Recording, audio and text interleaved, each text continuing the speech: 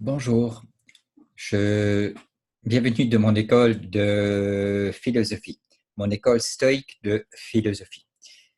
Je désire aujourd'hui définir le cadre de mes interventions. À cette fin, nous allons regarder mon site internet pour voir quel est le cadre de mes interventions, ce que je fais et ce que je ne fais pas, et pourquoi je plaide lors de ces interventions. Donc, je vais aller en mode partage écran et nous allons aller vers mon site internet. Donc,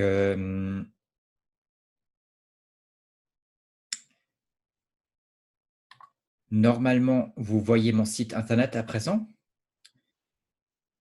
et on va passer à travers tout ce qui est pertinent, c'est-à-dire les différentes choses qui auront en ligne de compte. Donc, avant tout, commençons par le plus important, c'est mon avertissement.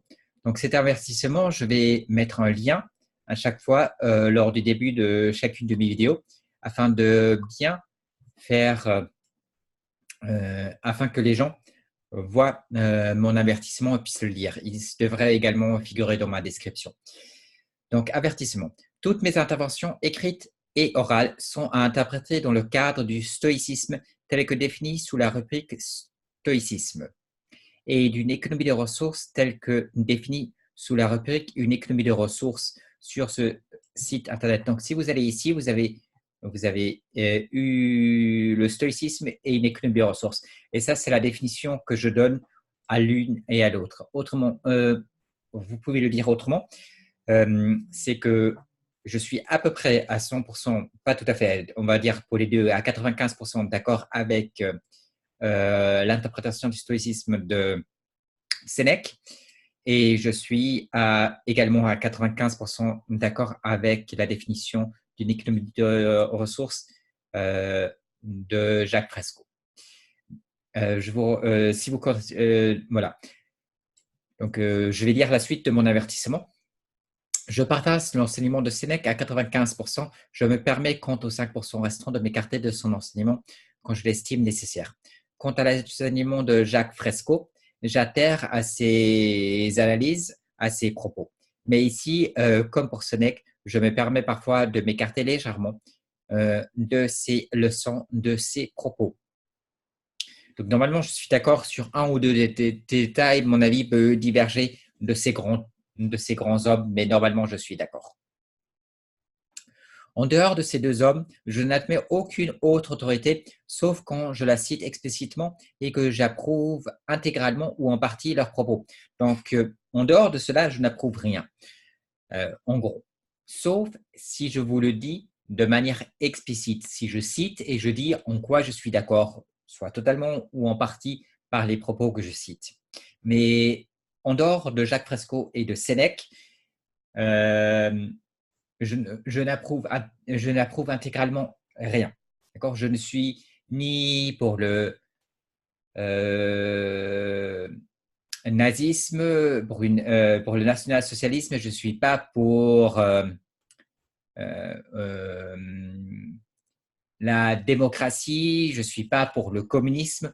En dehors d'une économie de ressources et du stoïcisme, je suis pour rien. Je ne plaide pas pour l'islam ou le catholicisme, ni le judaïsme. Donc, en dehors du stoïcisme et d'une économie de ressources, je ne plaide pour rien, que ce soit très, très clair. Toute interprétation divergente de mes propos, de mes points de vue, est diffamatoire et erronée. Donc ça, c'est mon avertissement et je vais le montrer lors de chacune de mes interventions dorénavant. Alors, on part par maison. Donc, sous maison, vous avez mon nom, Valerius Aetus Livianus. Et ce que je fais lors de ces interventions, c'est-à-dire de la philosophie stoïque. Donc, je suis un philosophe stoïque. Il y a une citation de Sénèque que je vais rapidement vous lire. Si tu pratiques la bonne philosophie, je m'en réjouis. C'est là, en effet, la vraie santé sans laquelle notre âme est malade et le corps lui-même, si robuste qu'il soit, n'a que les forces d'un furieux ou d'un frénétique.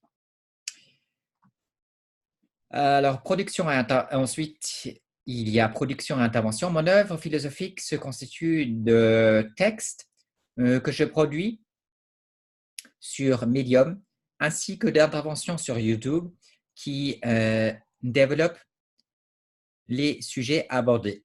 Donc, si vous allez sur le premier lien, c'est Medium, et vous avez mes textes.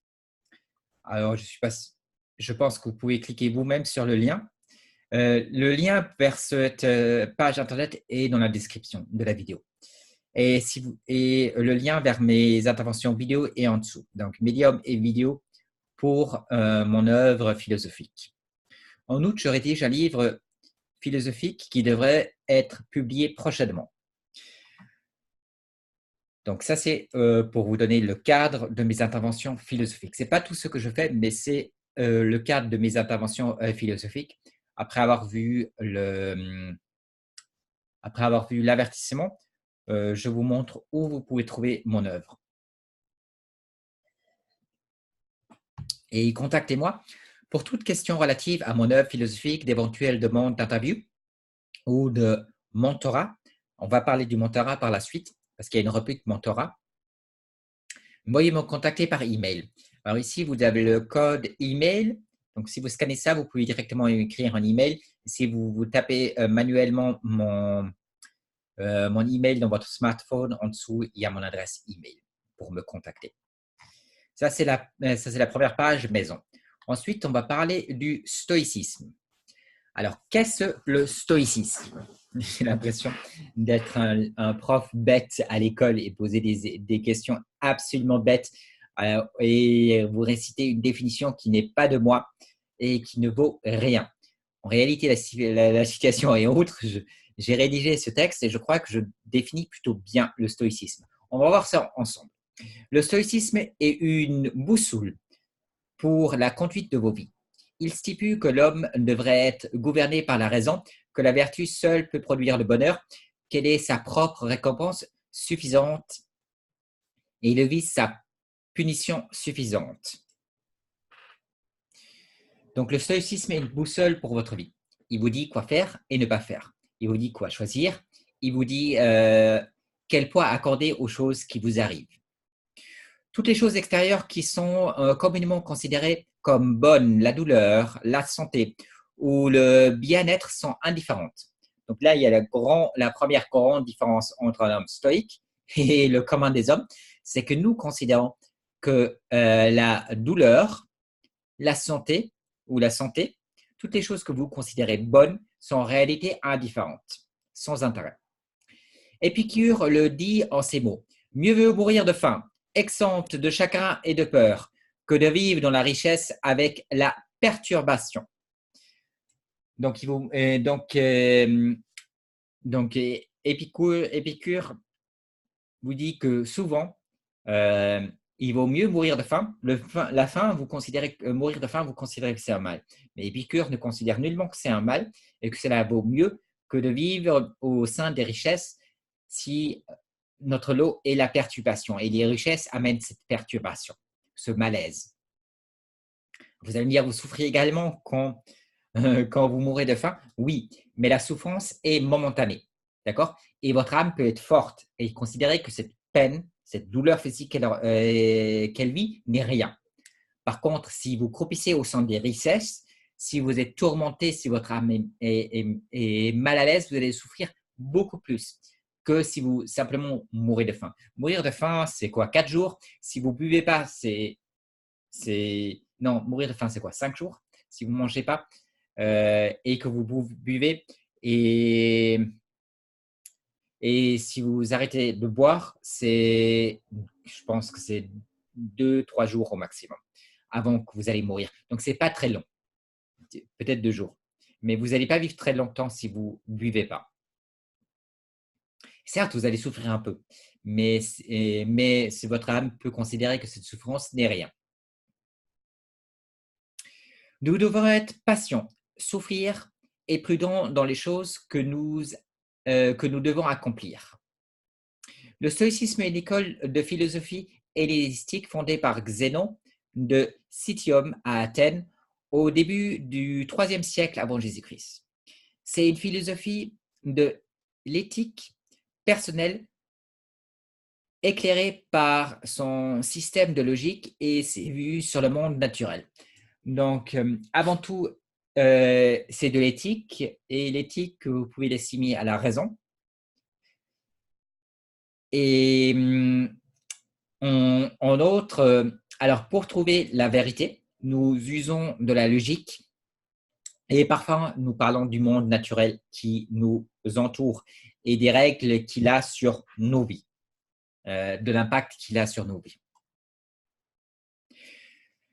Selon ces enseignements, en tant qu'être social, le chemin que mène à l'eudaimonia, au bonheur, pour les humains consiste à accepter le moment tel qu'il se présente, à ne pas se laisser contrôler par le désir, le plaisir ou la peur de la douleur, en utilisant son esprit pour comprendre le monde et faire sa part dans le plan de la nature, et en traitant les autres de manière juste et équitable.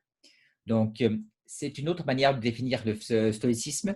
Donc, je commence par dire que nous sommes des êtres sociables, c'est-à-dire que l'homme aime communiquer avec autrui, par exemple ces vidéos, ou si je peux vous rencontrer dans la rue et nous pouvons avoir une discussion, voilà, que je souhaite philosophique si possible. Par là, c'est-à-dire autre chose que les vulgarités assommantes qu'on entend tout le temps, proférées par tout le monde. Donc, juste, donc nous sommes des êtres sociales.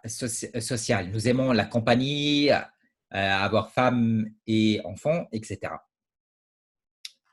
Des bonnes relations de voisinage, se rendre service. Nous sommes des êtres sociaux. Le chemin qui mène au bonheur, à l'eudaimonia. Donc, le chemin qui mène au bonheur consiste à accepter le moment tel qu'il se présente. Donc, nous pensons qu'il faut pouvoir accepter les choses telles qu'elles sont. Alors, si vous recevez une peine privative de liberté, vous devez pouvoir l'accepter et vivre avec. Si votre sort, c'est la pauvreté, vous devez pouvoir faire face à cette pauvreté et ne pas avoir en elle un malheur. Si vous perdez vos enfants, vous devez également pouvoir accepter cela, parce que c'est les conditions sous lesquelles vous avez vu le jour. Il a été stipulé que vos enfants ou votre femme puissent mourir avant vous. Et vous devez parfaitement l'accepter et ne pas vous considérer malheureux si cela vous arrive.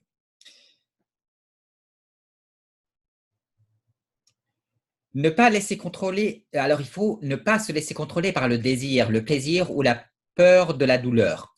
Donc, nos sensations doivent être contrôlées par la raison. C'est la raison qui doit l'emporter sur ces sensations. C'est pour ça que le désir, le plaisir ou la peur de la douleur ne doit avoir aucun impact sur nous. En utilisant son esprit pour comprendre le monde et faire sa part dans le plan de la nature. Donc, nous faisons que partie d'un grand ensemble. On est des individus qui, en soi, ne valent pas tellement de choses. C'est ce qui compte, c'est l'œuvre générale, la macro, si vous voulez, pour utiliser une terminologie économique.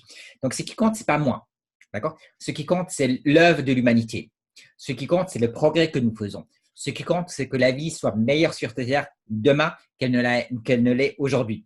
Ce qui compte, c'est le savoir que nous partageons, d'accord? Ce savoir que je mets dans mes livres, ce savoir que j'essaie de partager avec vous, avec ces interventions que j'effectue sur Internet. Ça compte. Mais on fait on n'est qu'une partie du grand tout. Moi, afin d'apprendre le stoïcisme, j'ai dû lire de grands auteurs stoïques. Okay? Ce n'est pas venu tout seul. Et de même pour tout le reste des choses que je fais, le piano, etc. Je me sers de l'œuvre que d'autres hommes en produite. Et j'essaie de contribuer et de laisser un héritage plus vaste, d'agrandir l'héritage qu'on m'a reçu en travaillant moi-même. Mais ça, c'est que pour ceux qui arrivent à s'y élever. Avant tout, vous devez travailler sur vous-même avant de travailler sur les choses externes.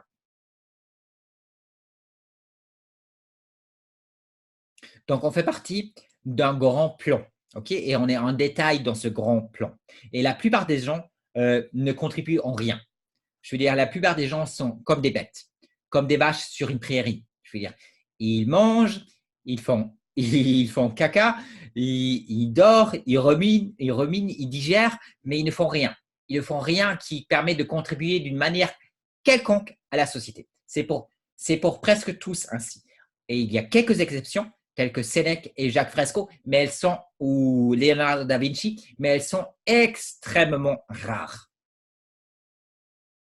Néanmoins, même si vous faites rien, d'accord, vous allez peut-être avoir des enfants et transmettre vos gènes. Et quand il y a des générations qui suivent, sur 1 milliard, 2 milliards, 10 milliards, 100 milliards de personnes, il y aura 1, 2, 3, 4, 5 personnes d'intéressantes. Okay? Mais ne pensez pas que la masse est glorieuse, que la masse contribuera de manière gigantesque à l'humanité. C'est certainement pas le cas, ça n'a jamais été le cas et ce ne sera jamais le cas. Ceci dit, il faut les laisser vivre et je souhaite qu'ils vivent dans les meilleures conditions possibles. C'est pour ça que par la suite, nous allons parler d'une économie de ressources, même s'ils ressemblent à des vaches.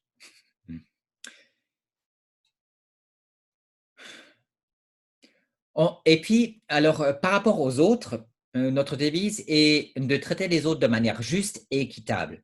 Juste, c'est-à-dire être bon, parce que sans bonté, il n'y a pas de justice. Je ne conçois pas la justice sans bonté. Et équitable, c'est-à-dire de, de, de ne pas essayer de les arnaquer ou de ne pas essayer de les tromper. D'accord? De ne pas faire ce que la publicité ou nos politiciens font à longueur de journée. Voilà une définition du terme équitable. Surtout ne pas faire ce qui se fait devant nos tribunaux ou dans nos parlements. Ça, c'est très, très, très, très bonne définition de l'équitable. Bon, vous avez compris. Okay? Si vous me donnez 100 francs, je vais vous donner un objet qui vaut 100 francs.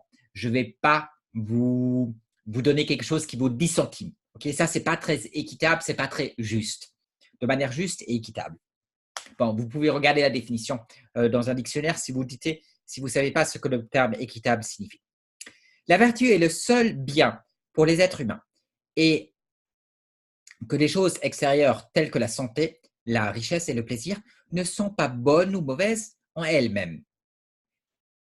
Adiphora. Alors, je crois que je le dis mal, je ne parle pas grec. Donc, adiaphora, ni bonne ni mauvaise, mais ont une valeur en tant que matériau pour que la vertu agisse. Donc, toutes les choses externes, tout ce qui vous arrive n'a pas d'intérêt en soi, à part sur le point suivant, que c'est une matière sur laquelle votre vertu peut se développer. C'est le seul intérêt. Et cette vertu, elle se développe au sein des richesses et elle se développe au sein de la pauvreté. Alors, qui développe cette vertu? Presque personne. Ma foi, il y a 1 ou 2 personnes qui le font. Mais la plupart des gens ne développent jamais aucune vertu. Néanmoins, ce devrait être votre unique but au cours de votre vie, de développer ces vertus. Donc,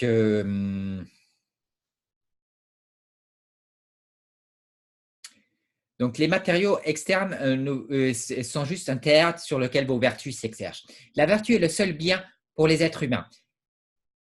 Donc, considérez qu'il n'y a pas d'autre bien à part la vertu ou l'honnête, si vous voulez. Et l'honnête, c'est une autre définition de la vertu. On pourrait le dire ainsi. Mais ça fait partie de la vertu. Il ne peut pas y avoir de vertu sans honnête. Donc, il y a un lien entre l'honnête et la vertu. Donc, la vertu est le seul bien pour les êtres humains. Je pourrais dire l'honnête est le seul bien pour les êtres humains. Et que les choses extérieures telles que la santé, la richesse et le plaisir, de nouveau, la santé, la richesse et le plaisir, ne sont pas bonnes ou mauvaises en elles-mêmes, mais ont une valeur en tant que matériau pour que la vertu agisse. Donc, toutes les choses comme la santé, la maladie, la richesse ou la pauvreté, ou les plaisirs ou les douleurs, sont juste le théâtre sur lequel vos vertus s'exercent.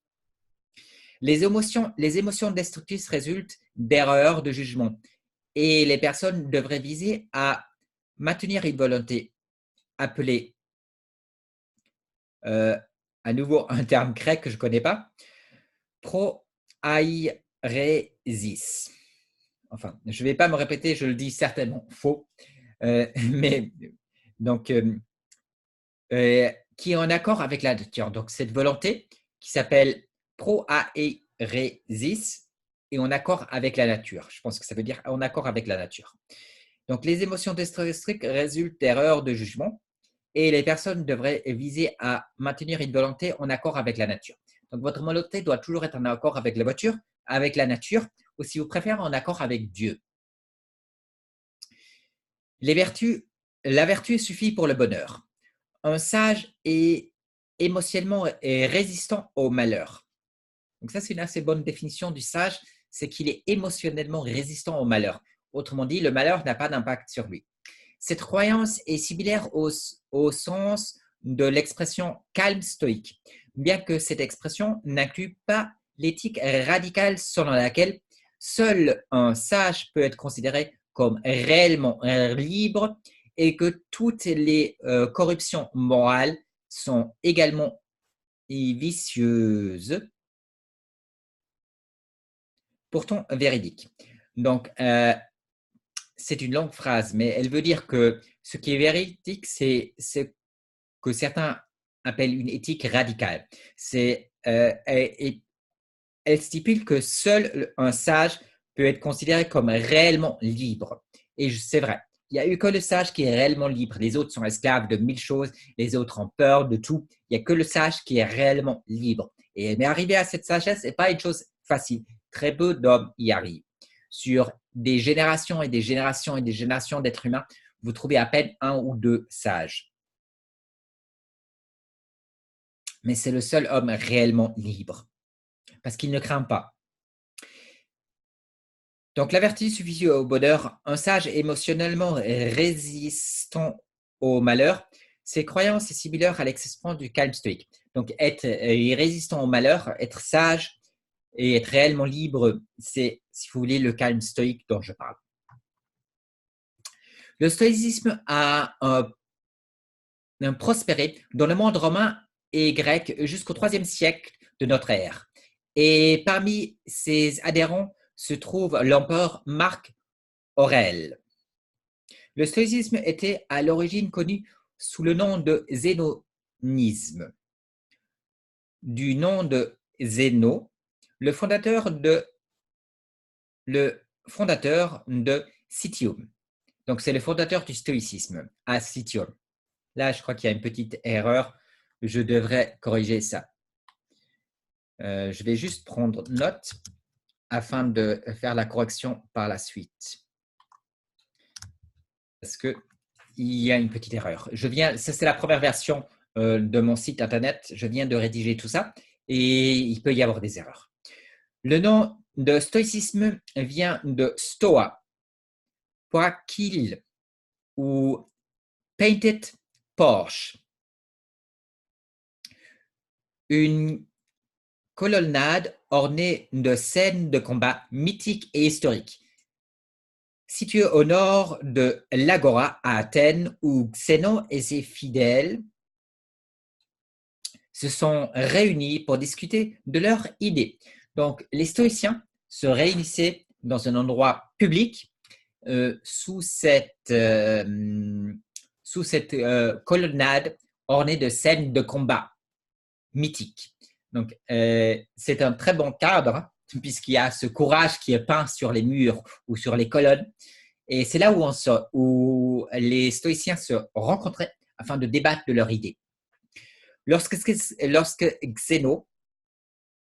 Zéno, je le dis probablement mal, lorsque Zéno a commencé à enseigner, il ne pouvait pas se permettre un bâtiment tel que l'Académie de Platon ou le lycée d'Aristote. Il a donc rencontré ses partisans à l'ombre du Stoa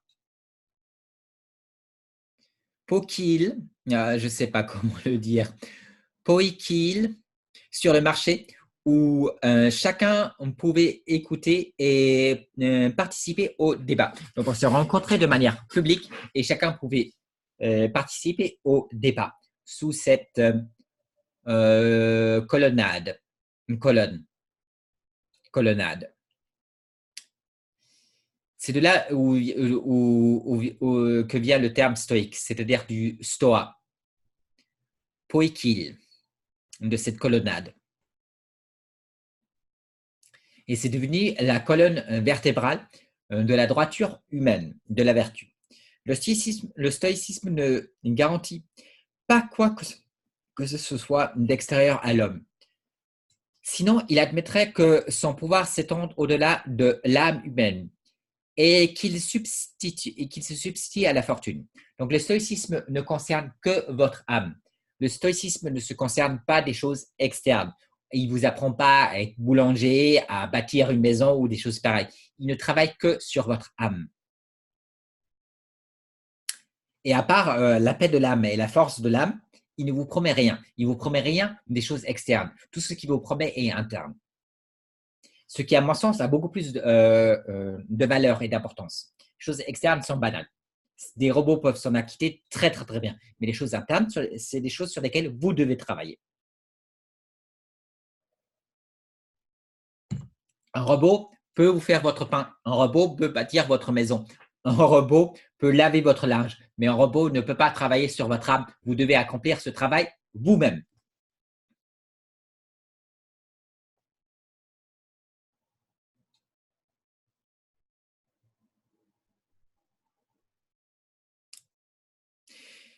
Donc, il enseigne le développement de la maîtrise de soi et de la force comme moyen de surmonter les émotions destructrices. Les émotions destructrices sont des choses comme la colère. Il permet d'être libre de colère, d'envie et de jalousie. Pour ceux qui concernent ceux qui manquent de vertus stoïciennes, alors ceux qui manquent de vertus stoïciennes, Cléante affirme que le méchant est comme un chien attaché à une charrette qui est obligé d'aller où qu'elle aille. Donc, ceux qui manquent de vertus stoïciennes, pour ceux qui manquent de vertus stoïciennes. Donc ça, je vais changer la formulation de la phrase. À nouveau, je viens de créer ce site. Il peut y avoir encore des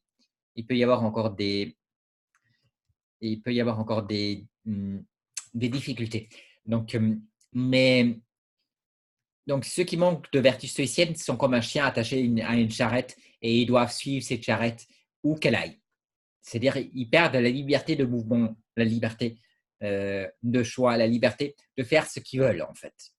Et ils sont que des esclaves, les esclaves de nos émotions destructrices.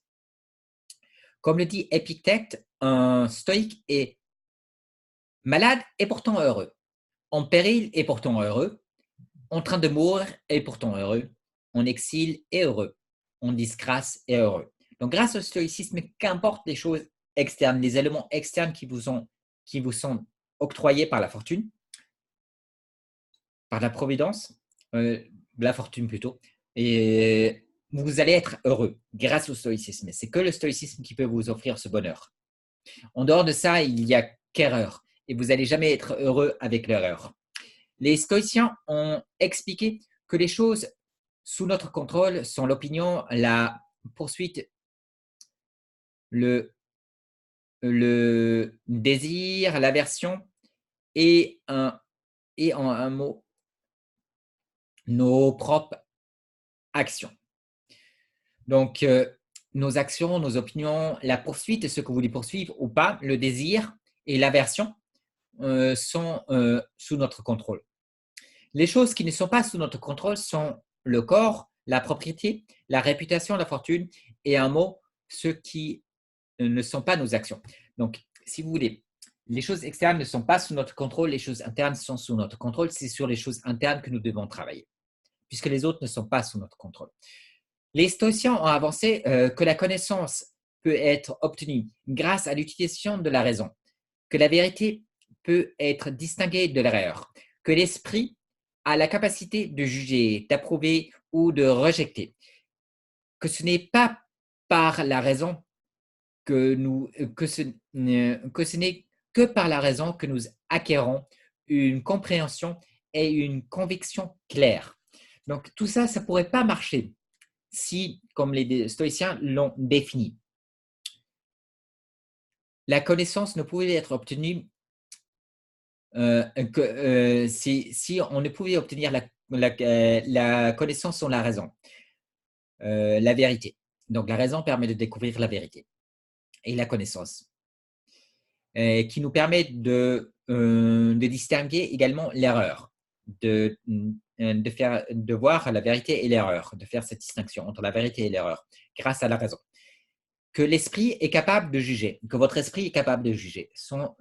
La philosophie ne pourrait pas fonctionner si votre esprit n'était pas capable de juger, d'approuver ou de rejeter. Alors, de nos jours, les bobochistes sont allés aussi loin de créer comme infraction pénale le fait de discriminer. Mais toute philosophie est basée sur le principe même d'approuver ou de rejeter. Si vous ne pouvez plus approuver ou rejeter, la philosophie ne peut plus exister. Donc, c'est une aberration mentale de l'esprit de déclarer que la discrimination, que vous n'avez pas le droit de discriminer. Oui, vous avez le droit de discriminer. Si vous ne discriminez pas, la philosophie n'existera plus. Si vous ne discriminez pas, vous n'avez plus le droit au jugement. Si vous ne discriminez pas, vous n'avez plus le droit à la raison. C'est de l'aliénation mentale. C'est de la folie pure. C'est du bobochisme, en un mot. Que ce n'est que par la raison que nous pouvons acquérir une connaissance et une conviction claire. Donc, il faut la raison pour une compréhension et une conviction claire. Sans raison, il ne peut pas y avoir de conviction claire. Selon les stoïciens, l'univers est une substance matérielle et raisonnable de raison, connue sous le nom de Dieu ou de la nature. Donc, vous pouvez substituer dans presque tous les textes Dieu par la nature. Ça a le même sens. Le but de la vie est de vivre selon la raison. Alors, je ne dis pas que Dieu, c'est forcément la nature, mais c'est une manière de parler. Nous pensons que ce qu'il y a dans la nature, c'est ce que Dieu a décidé. Dieu a fait la nature, donc il y a forcément un lien entre Dieu et la nature. Et si vous préférez utiliser le terme de nature à la place de Dieu, vous le pouvez, si cela vous enfonce ou vous cause un problème. Cela n'enlève rien à la puissance des doctrines stoïques. Le stoïcisme considère toute existence comme cyclique, auto-créatrice et auto-destructrice. Donc, les existences, c'est comme sur les marchés, c'est cyclique. Il y a une phase créatrice et il y a une phase destructrice.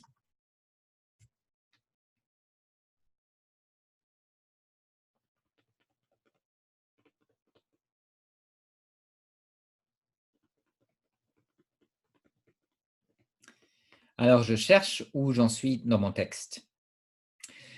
Le mot stoïque est venu à signifier sans émotion ou indifférente à la douleur parce que l'éthique stoïcienne enseigne que la libération de la passion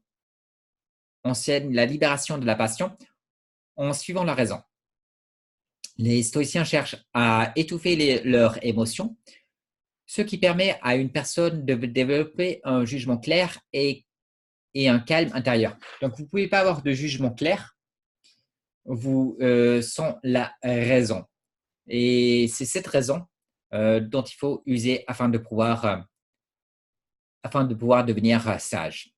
Je dois aller un peu plus vite parce que j'ai plus beaucoup de temps à ma disposition, hélas.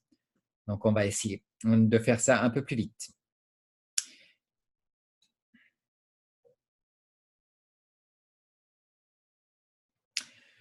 Le bien réside dans l'état de l'âme elle-même, dans la sagesse et la maîtrise de soi. Il faut se libérer des passions. L'éthique stoïcienne souligne la règle. Suivez la raison afin d'être libre de souffrance. Son passion est d'acquérir la tranquillité de l'esprit. Donc, il n'y a pas de tranquillité de l'esprit avec les passions. Euh, L'équanimité, l'égalité d'âme, d'humeur doit naître face au haut et au bas de la vie. Donc, vous devez prendre une certaine distance avec ce qui vous arrive, sinon, vous ne pouvez pas, il ne peut pas y avoir d'égalité d'âme. L'équanimité.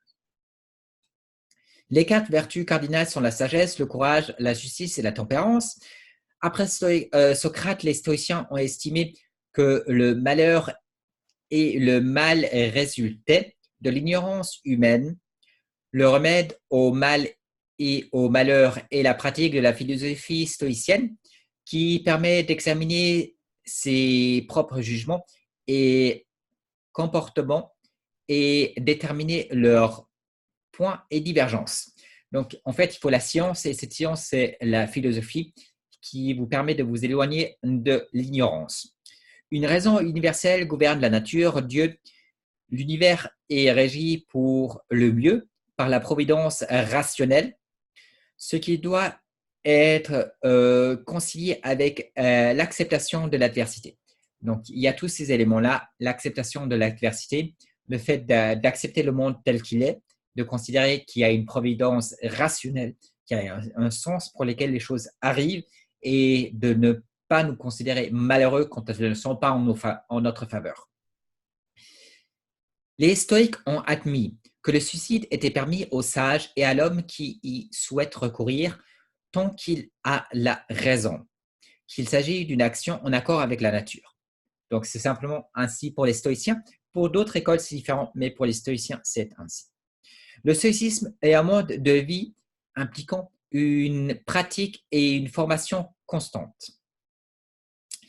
Il y a la contemplation de la mort, une attention pour le moment présent, une réflexion quotidienne sur les problèmes et les solutions possibles.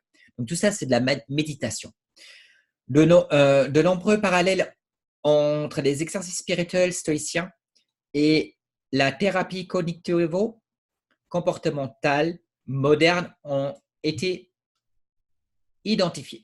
J'ai dit dans mon livre de philosophie que la psychologie, que la philosophie, c'est de la psychologie, mais la psychologie n'est pas de la philosophie. C'est une de mes phrases. Quand vous l'utilisez, n'oubliez pas qui en est l'auteur.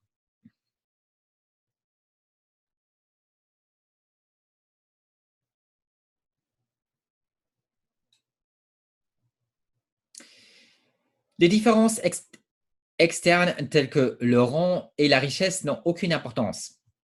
Vous allez le comprendre lorsque vous allez être stoïque. Les stoïciens prêchent la clémence envers les esclaves. Sénèque exhorta.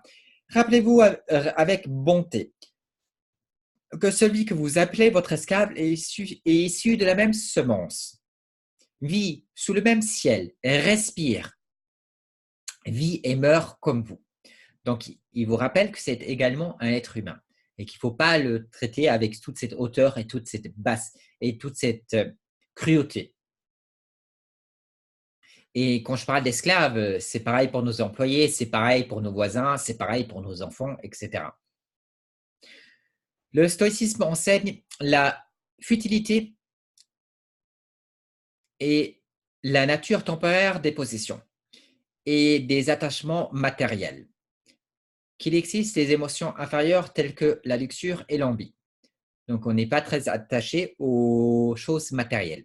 Les stoïques romains ont enseigné que le sexe devait se situer dans le mariage à des fins unitives et procréatrices uniquement. Cet enseignement est accepté par l'Église catholique à ce jour.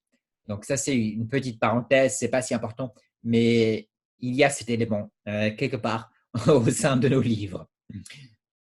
Mais le sexe n'est pas une valeur à rechercher. Ça, c'est important. Ce n'est pas une chose magnifique.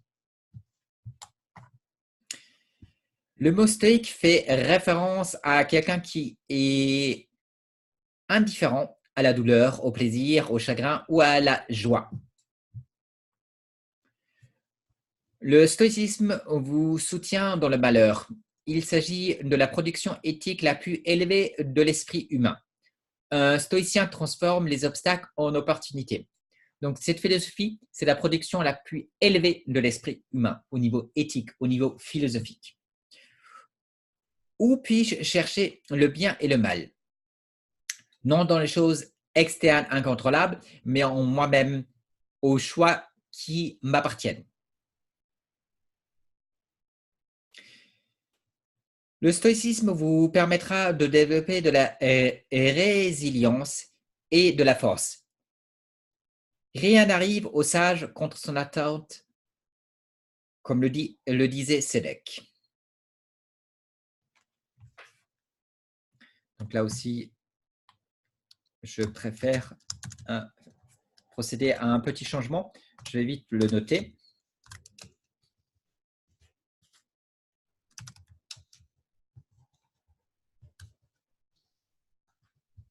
Voilà, je viens de prendre note.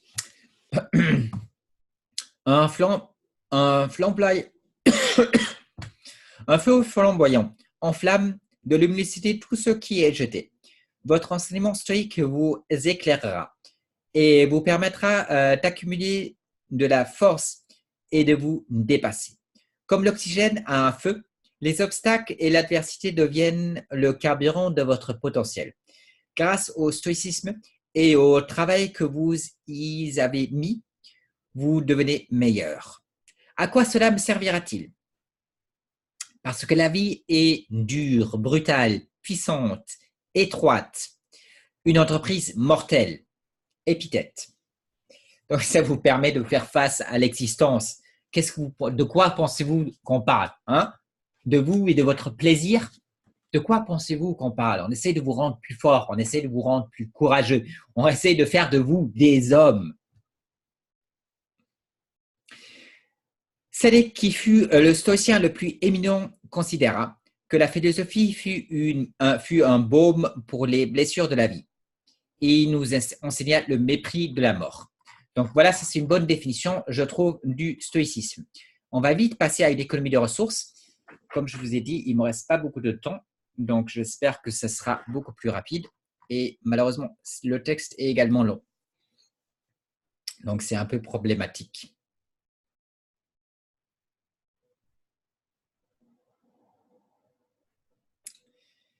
Et oui, je me demande comment je peux faire afin de m'accorder un peu plus de temps. Je vais revenir tout de suite.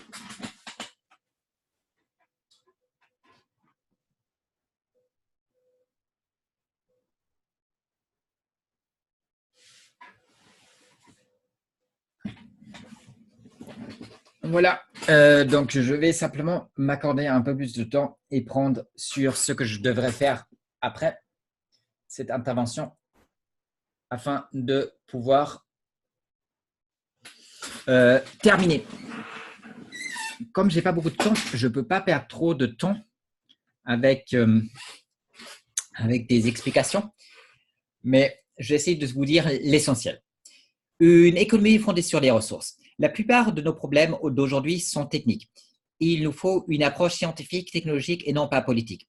Le paradigme sur lequel nous vivons doit servir l'humanité afin qu'elle puisse s'élever à un niveau de vie encore jamais atteint et non pas l'exploiter.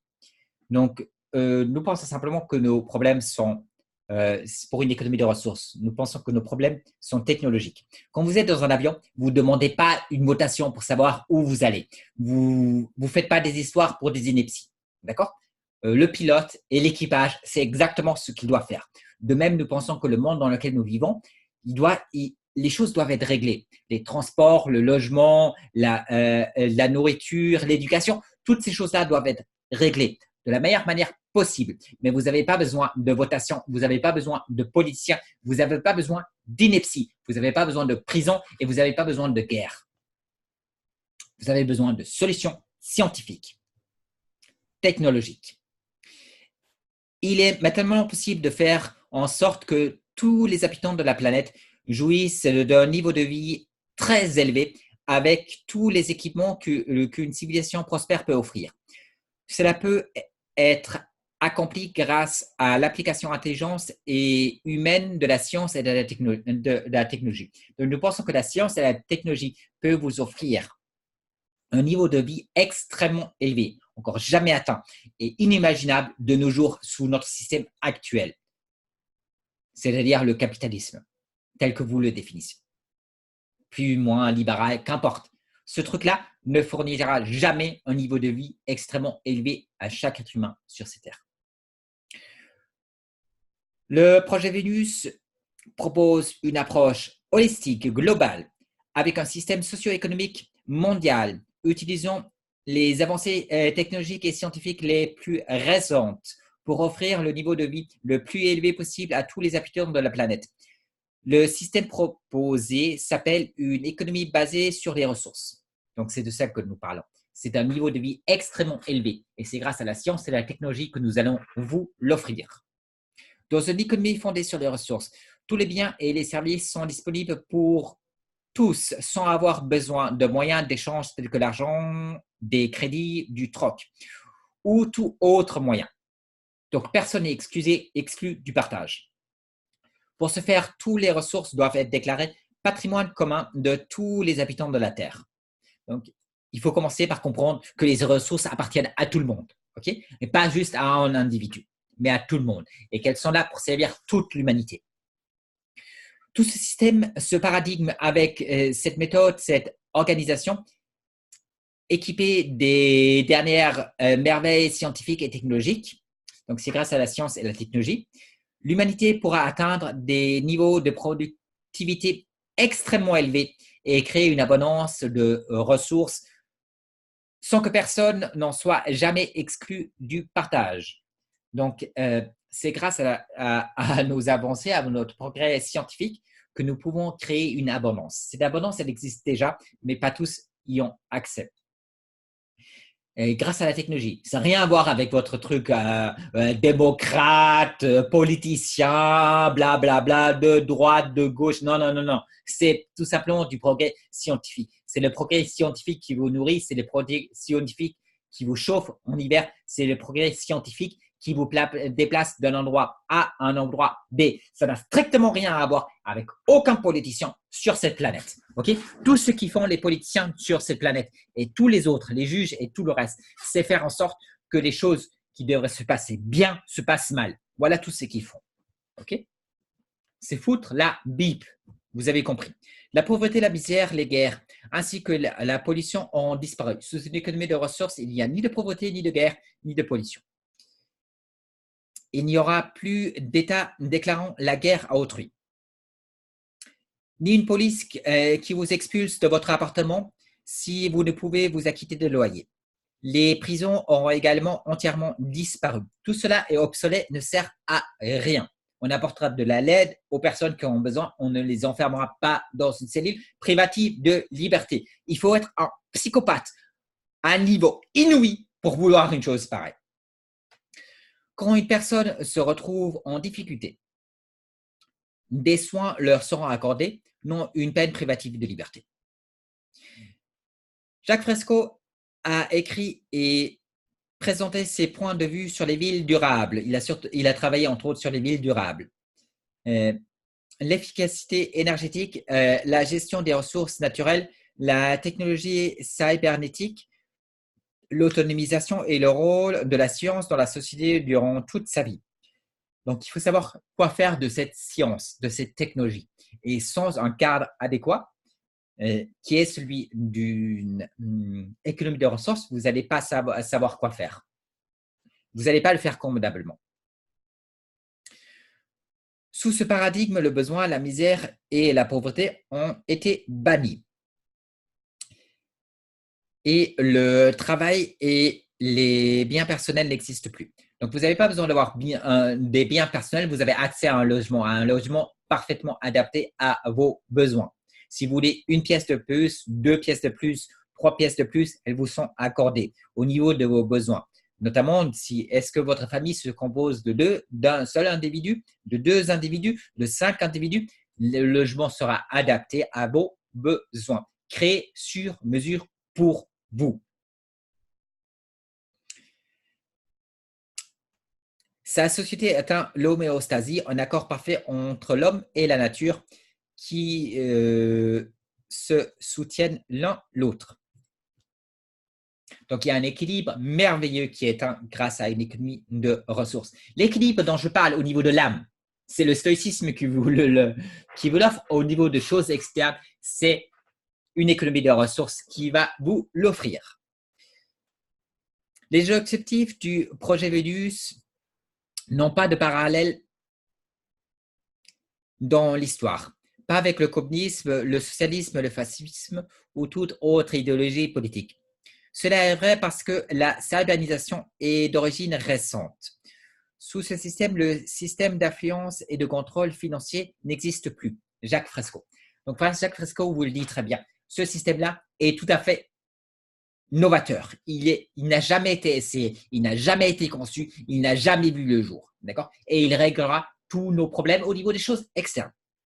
Et c'est important. Si vous voulez vous loger, si vous voulez voyager, si vous voulez vous déplacer, si vous voulez pas qu'on vous enferme dans une prison, vous avez besoin d'un système qui vous offre toutes ces choses-là et pas de politiciens qui créent des règles absurdes et vous foutent en prison pour des choses qui sont honteuses. Okay? Vous n'avez pas besoin de ça. Il faut vous élever. Il faut sortir du Moyen-Âge. Ça, c'est vraiment l'heure la plus sombre imaginable. Et il va falloir s'orienter vers la lumière, aller vers quelque chose qui a un sens. À part une économie de ressources, je ne vois rien digne du moindre de nos efforts, de la moindre de nos paroles. Un endroit digne d'un être humain, où il fait bon vivre, afin que l'homme puisse développer toutes ses compétences et s'épanouir. Et précisément ce que Jacques Fresco a consacré sa vie à décrire et à défendre. Et je fais de même. Après lui, je fais de même. J'essaie également de défendre une économie de ressources, de vous expliquer de quoi il s'agit, afin que vous puissiez vous orienter de la bonne direction. Donc, après avoir fait ça, allez sur le site de Jacques Fresco, du projet Vénus, et informez-vous vous-même. Donc là, je vais vite vous parler de mes prestations et services, c'est-à-dire du mentorat. Ça, c'est simplement pour ceux qui vous le souhaitent. Ce n'est pas très long, donc je pense arriver bientôt à la fin. Vous souhaitez avoir un philosophe à vos côtés afin qu'il vous conseille. Je puis être votre philosophe personnel et veiller sur vos progrès. Donc, si vous voulez faire du travail philosophique réel et que vous avez besoin de quelqu'un qui jette un coup d'œil sur ce que vous faites et qui fait le tour de la situation avec vous, je peux répondre à vos questions. Je peux vous accorder du temps. Les consultations peuvent être ponctuelles. Je dois résoudre un problème pour vous, vous conseiller face à une situation difficile et que vous traversez. Donc, si vous avez une situation difficile que vous traversez ou que, par exemple, je donne les premières, vous hésitez de savoir si vous devez divorcer ou pas, ou mettre un terme à votre vie, etc. Et vous voulez consulter à quelqu'un qui vous donnera un avis sincère, honnête. D'accord? Vous pouvez me consulter. Vous payez mes honoraires et je réponds à vos questions durant toute une heure. Ou bien, à long terme, vous souhaitez que nous faisions le point sur votre situation, vos progrès à intervalles réguliers. Donc, c'est soit pour des choses ponctuelles ou à long terme. Mais dans les deux cas, je peux être votre philosophe personnel. Veuillez m'indiquer l'étendue du suivi que vous voulez avoir. Nous conviendrons des modalités. Donc, si c'est sur le long terme, on trouvera un arrangement. Okay? Il faut que je puisse me faire une idée de la situation, de vos attentes et du travail que ça nécessitera, mais on trouvera un arrangement d'un point de vue financier. L'enseignement individuel s'effectue par vidéoconférence. Donc, comme je ne peux pas vous rencontrer dans la rue parce qu'on n'habite très probablement pas dans le même coin, ça se fait par vidéoconférence. Mais aujourd'hui, c'est tout à fait possible avec n'importe quel téléphone ou n'importe quel ordinateur. Ça sera probablement sur Zoom ou bien Skype. Mais je crois que j'ai une légère préférence pour Zoom. Mais c'est la même chose. C'est exactement la même chose. La seule différence, c'est que sur Zoom, vous appuyez sur un lien et la vidéoconférence commence avec Skype, bah, on utilise Skype, mais c'est exactement la même chose. Pour une consultation ponctuelle sans suivi à travers le temps, pour une consultation unique, où je réponds à vos questions, mes honoraires sont de 125 USD par heure. Donc, j'ai divisé mes honoraires habituels qui sont de 250 USD par heure. Donc, normalement, je demande 250 francs par heure pour mes analyses économiques. Si c'est pour de la philosophie, je souhaite que ce soit moins coûteux pour vous. Donc, c'est 125 francs. Mais ça, à 100 francs, on fait déjà pas mal avec 125 francs. Donc, vous pouvez me consulter qu'une fois tous les 6 mois. Donc, ça ne vous coûtera pas très cher. Et c'est du travail et c'est du temps que je vous accorde. Et c'est des conseils qui vous permettront de faire d'énormes progrès et de devenir heureux. Ces 125 francs sont beaucoup mieux investis que tous les autres trucs que vous offrez. Votre voiture, votre maison, vos voyages et tout ça. Vos repas succulents dans les meilleurs restaurants gastronomiques. Non, non, non. Je vous promets que vous allez gagner beaucoup plus, mais beaucoup plus à me consulter que de dépenser bêtement votre argent. Pour des consultations mensuelles, hebdomadaires, trimestrielles, semestrielles, des tarifs individuels d'après le cas d'espèce sont établis. Donc, quand ce n'est pas une consultation unique de 125 francs, pour les autres consultations, on trouvera un arrangement qui nous convient. Qui me convient autant que vous, que je trouve équitable, juste et juste. En cas de demande de mentorat, donc si vous voulez ce suivi philosophique, si vous souhaitez que je sois votre philosophe personnel, vous voyez, vous acquitter de la somme due et m'écrire un email afin que nous puissions convenir d'un honoraire qui puisse nous convenir. Donc, c'est simple. Vous payez mes honoraires, c'est-à-dire les 125 francs pour commencer. Après, on verra pour la suite. On trouvera un arrangement pour la suite. D'accord? Je ne sais pas. Je n'ai aucune idée. Ça dépend vraiment du cas d'espèce. Je ne peux pas vous dire un chiffre comme ça pour le reste. Je peux vous dire que pour une consultation unique, c'est 125 francs. Pour le reste, on verra ensemble. Okay? On en parlera. On prendra 5-10 minutes et je vais vous faire une proposition. Une fois que je me suis fait une idée de vos besoins et de ce que vous attendez de moi.